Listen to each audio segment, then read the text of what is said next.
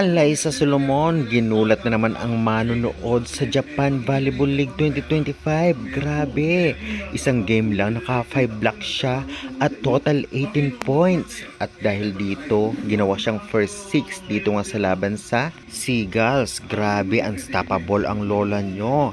Palakas ng palakas si Alaysa Solomon at tiyak magamit niya ito pag uwi niya dito sa Pilipinas dahil sa paparating na SEA Games 2025. Napagaling na opposite spikers. Siyempre, naka-adapt na siya ng sistema ng Japan at hindi lang yan.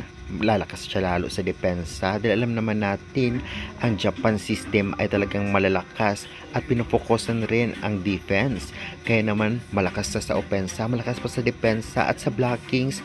Kaya naman posibleng laking tulong si Alaysa Solomon sa Alas Pilipinas sa SEA Games.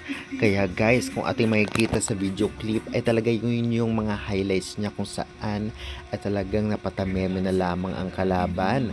Wala mang import ang Seagulls, ngunit alam naman natin na malakas pa rin ito dahil nasa Division 1 ito ng Japan Volleyball League at talagang ang sistema ng volleyball doon ay talagang maganda, defense at offense.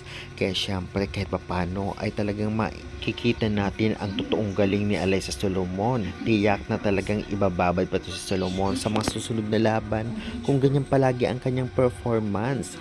May pinasok rin na import dito nga sa Osaka Marvelos maliban kay Solomon, ngunit siya ang top scorer ng team. Halatang sinasanay siya lalo para magkaroon ng koneksyon sa setter ng Osaka Marvelos ay tiyak pa rin na kukunin pa rin ito si Solomon sa susunod na Japan Volleyball League kung ganito ang kanyang performance. At hindi lang yan, baka may mag-offer pa sa kanyang ibang team dahil nga sa lakas niya. Hindi lamang tangkad ang kanyang daladala, magaling pa sa blockings at magaling pa sa depensa. Kaya naman perfect Alaysa Solomon, ipagpatuloy mo lang yan dahil halos lahat niyan ay maitutulong sa lalo mong pag-improve at syempre sa national team ng Alas.